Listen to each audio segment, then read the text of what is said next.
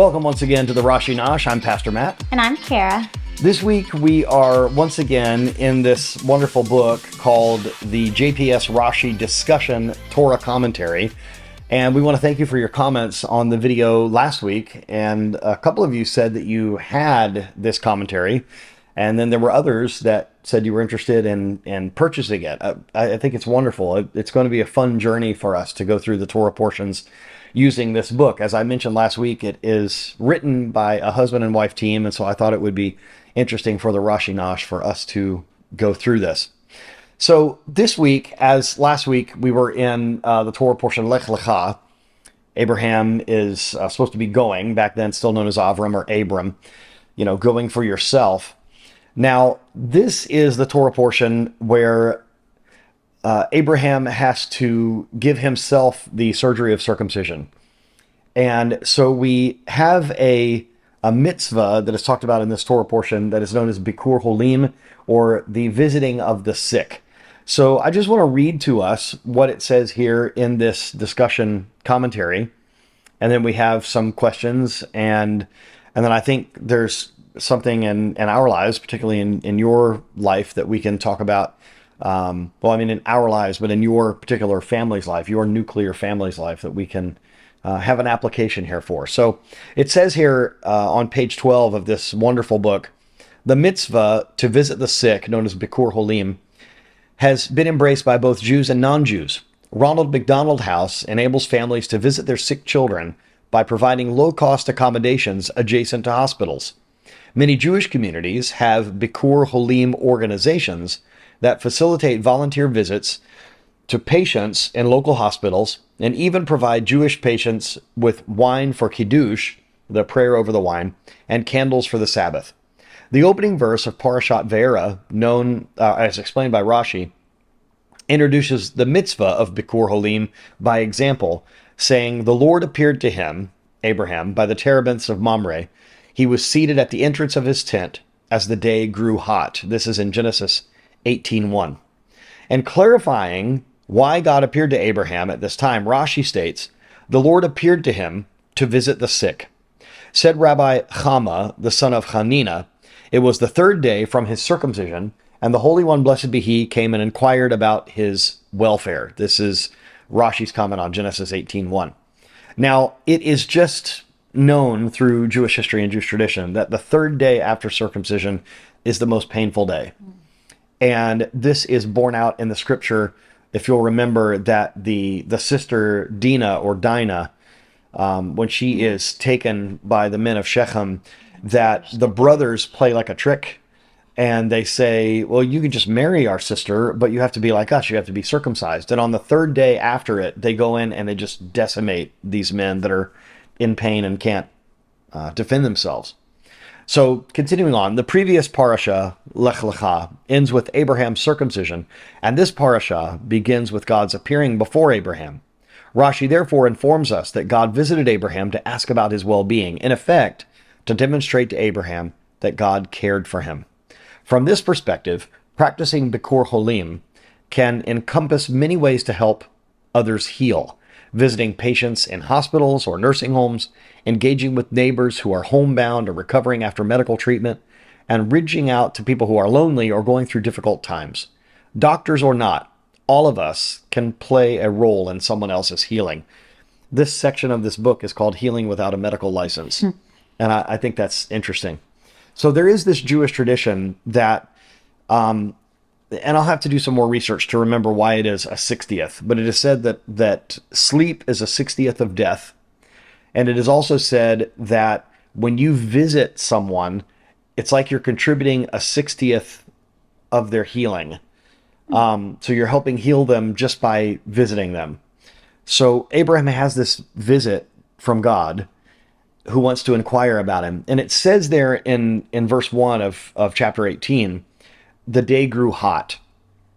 Now, Rashi and other commentators actually also point out that it was unusually hot, that God caused the sun to be extra hot that day so that there wouldn't be a lot of travelers, because Abraham, it is said, had a tent that was open on all four sides, and he loved to show hospitality. and he loved to invite guests in. So God made it extra hot so people wouldn't be on the road. So he could recover. So he could recover. Like that. It's kind of cool. And also there's the verse in Micah which talks about the Son of Righteousness with healing in its wings or healing in its rays. And there's a double meaning to this, because when it talks about the Son of Righteousness, it's actually talking about the sun, like where we get our light and warmth. In a literal sense, that's what it's meaning. And that the sun has healing in it.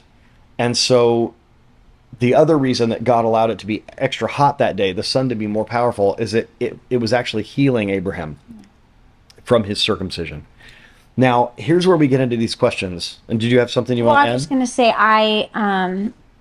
it might be related to the questions, but I was just going to say our church has a whole team dedicated to this exact purpose. We have our care team, and they organize and schedule continued meetings for people, anyone who is a shut-in or someone who has a long-term illness. Anytime there's somebody in a hospital or rehab facility, they make sure to schedule things to go visit, or anyone who's had a new baby, anything like that. They really do a good job of making sure to make those visits to those people when they feel someone is under the weather, in the hospital, sick, anything like that. So it's not just the Ronald McDonald houses and places in the world that also put an important make it important that they are able to visit people who are unwell. So essentially, I mean, if our care team was in a synagogue, it would be known as a Bikur Holim Society. Absolutely. And we looked up the earliest example that we have in history of a society like this, a care team, if you will, in a synagogue setting, is in the early Middle Ages. So Jewish people have been doing this forever. And I think churches have been doing this a long time too. And some of the biggest hospitals around were founded by churches. Yeah. There is a church or a hospital in our area, and I'm sure if you live in the United States, or maybe they're even around the world, I'm not sure, but at least in our area, we have a hospital that is called Advent. It's an Adventist, the Seventh-day Adventists, group of Sabbath-observing Christians that have started this hospital. And so I think there's a long history of, because of visiting the sick in the Bible. We see this in the New Testament as well. Yeshua says, I was sick and you visited me.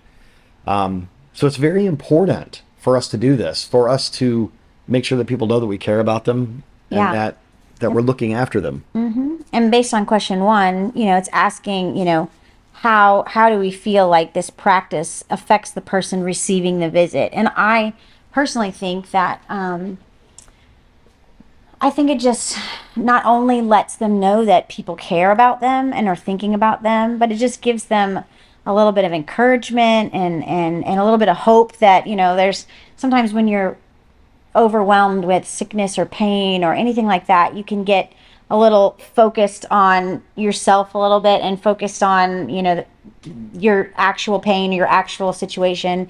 And sometimes when someone comes in to pray for you or to visit you, I feel like it kind of gets you out of that headspace a little bit and kind of helps you refocus and be like, okay, this is just a moment in my life. Look, all this other stuff out here still going on. I need to get back to that. Kind of encourages you to kind of change and shift your view a little bit while you're maybe a little bit upset or depressed or just hurting. Absolutely. Let's just veer a little bit off the beaten path on this question and look at this from the flip side, in that in today's society, when we have technology where we can call one another, we can text one another, 2 points that I want to make. Number 1, texting or calling still does not have the same impact as visiting someone in person.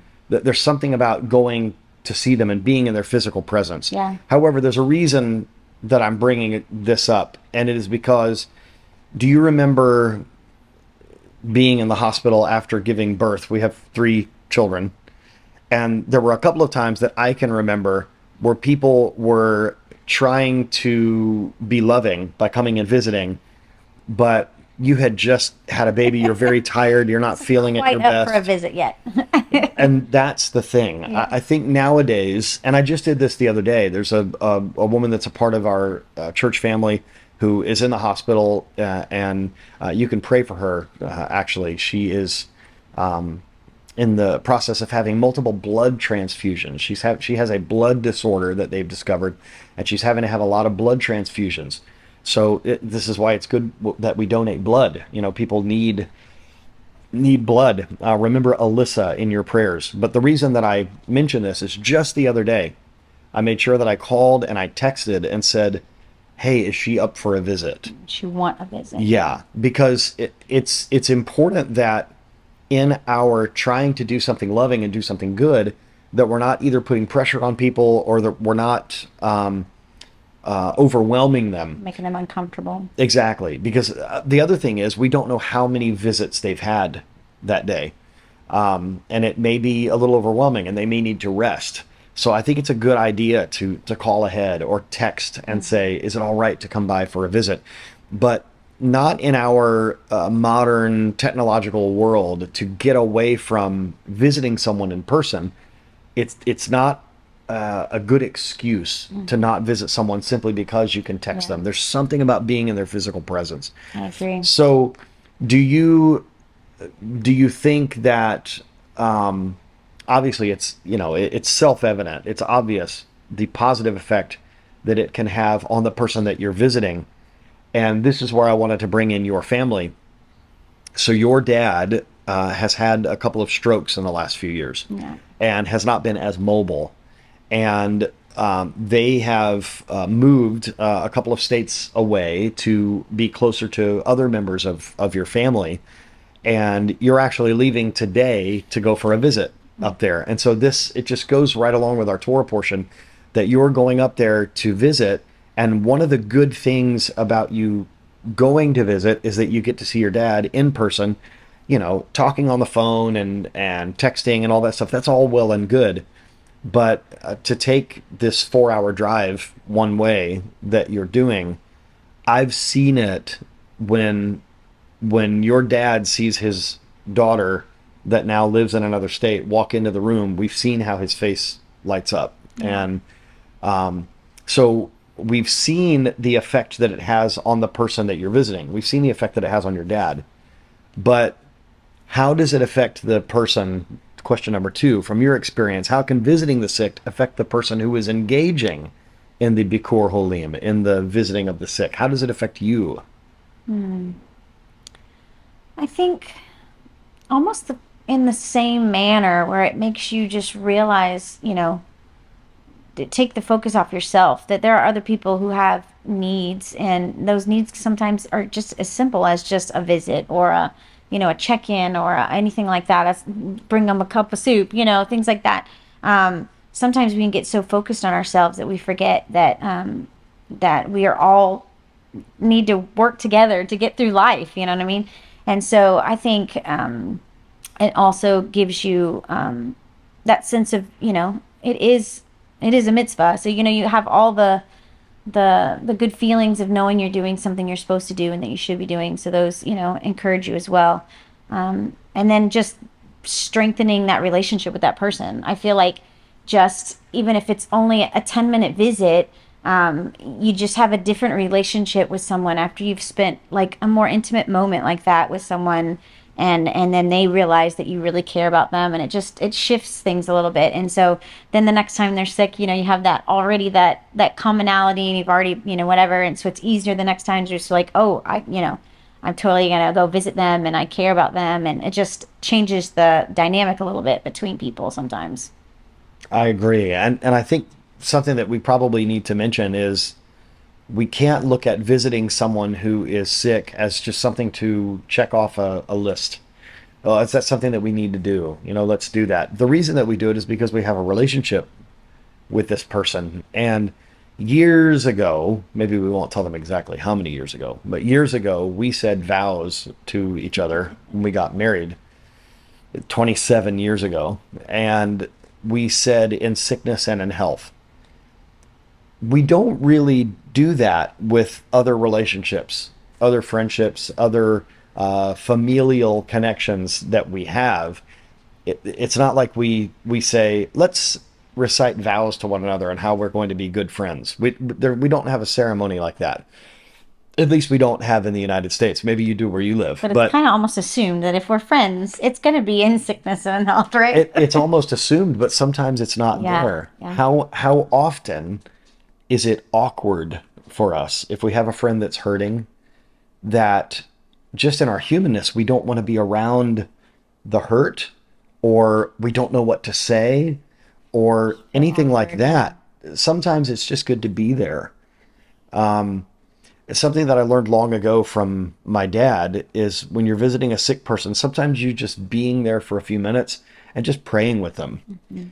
That it's something that goes a long way in that friendship. And we need to, if we're willing to be there and celebrate when our friends or loved ones are doing well, we need to be there also when they're sick. If Yeah, God can inquire about the health of Abraham, certainly we can do that. absolutely. So, question number three, I think I already know what you're going to say. Yeah.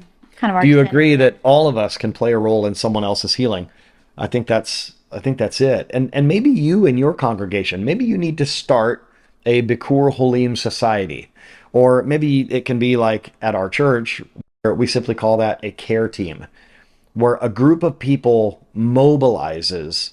They're on call and they mobilize. Someone needs our help. Let's spring into action and do. Everyone can do their part. Some of us work a lot, and you might even have multiple jobs. You might not have a lot of time to give, but everyone can have a role to play in one of these teams, in one of these societies for Bikul Holim, which is part of the larger concept that we learn in our yeshiva of Gimilut Chasadim, of loving kindness, of doing things for others, even if we don't think they deserve it. It's good for us to visit someone who is sick, even if we don't like them very much. It's good for us to do it. They need people to visit them. and sometimes even just for mental health too. Like we have our care team even makes visits to an assisted living facility, and they don't really have a connection with those people. You know, they don't go to our church and they're not related to or anything. But just having somebody to come and speak to them that's not a medical professional and Yes. just listen to them and talk to them and just engage in them just helps their mental health too. And then of course it makes the people that are doing it, you know, again, they start this relationship and they're doing the mitzvah as well. And it's just good for both parties. I think it's wonderful. And if the Jewish tradition is true, that if you visit a sick person, you're taking upon yourself 1/60th of their infirmity, then maybe we should just get a team of 60 to go visit everyone. Maybe that would maybe that would be fun. But if we really look at it that way, that you're bearing part of someone's burden, that is so scriptural of us bearing one another's burdens and being there for one another. It's just a good practice to get in. So if you have felt a bit awkward or out of place visiting people who are sick, this is a part of being an adult in a faith community. That not everything that we do is something that we enjoy.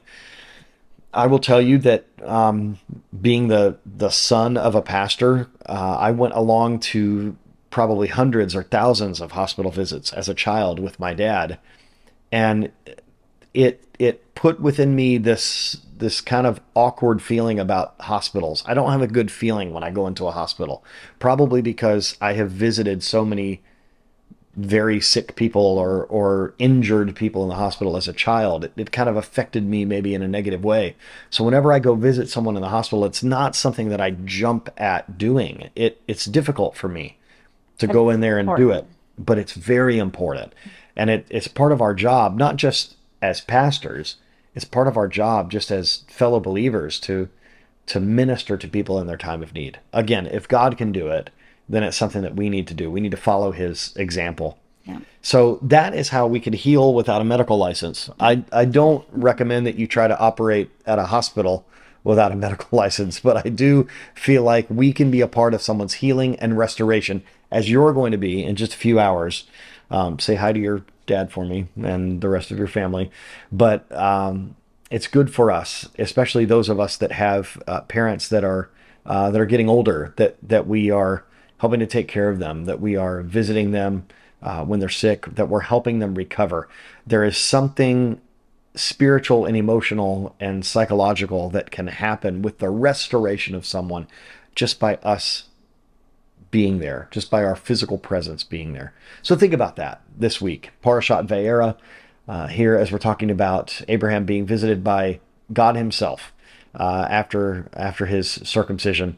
And we pray for you that as the sun in the sky had healing for Abraham, that the Son of Righteousness, our Messiah, would have healing in his rays, in his wings for you this week. Shabbat Shalom.